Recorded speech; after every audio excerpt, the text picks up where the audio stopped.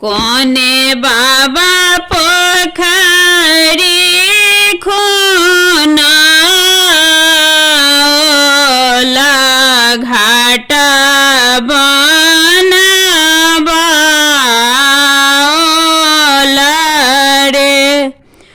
लाल नारे किनका घर छनी आई मोरन मोरन देख जाए बड़े लाल नारे किनका घर छनी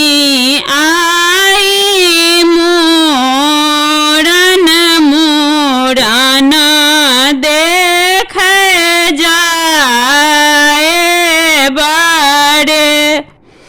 फलना बाबा पोखरी खूना घाट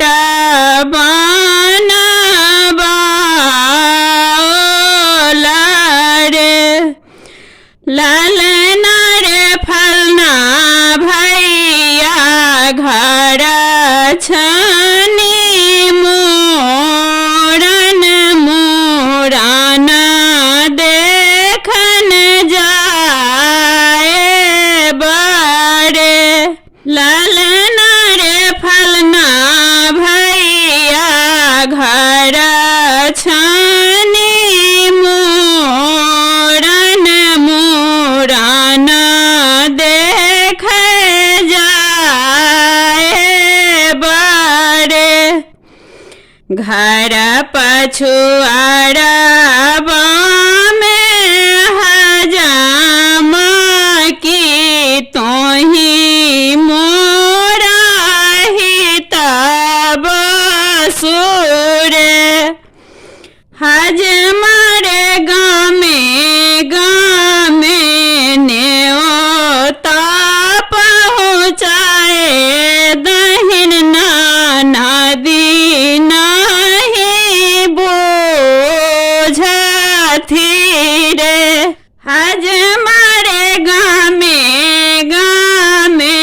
न्योता पहुँचाए दहिन नदी नहीं बोझथी रे एक कोस गेले हजमा दोई कोस आओ तेसर कोस रे लाल नारे तेसर कोस में नदी ठाढ़ की हजमा मुख दृष्टि पड़ल रे लाल नारे तेसर कोस में नदी ठाढ़ की हजमा मुख दृष्टि पड़ल रे पांथा घेरी ठाढ़ी नदी पूछती हजमा सो अरज करू रे हजमारे कही दही नहीं हर कुशल की भैया भौजी कोना छथी रे हजमारे कही दही नहीं कुशल की भैया भौजी कोना छथी रे भैया जे छथी आनंद सो भौजी कुशल सो रे लाल नारे देव पितर के भतीजा के तिनको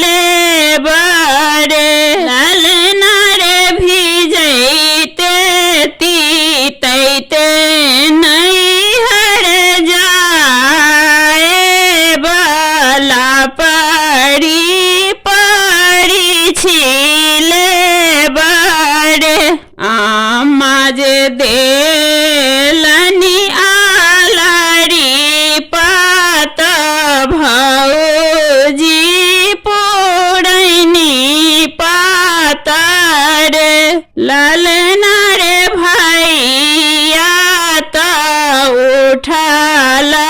चेहाए बहिन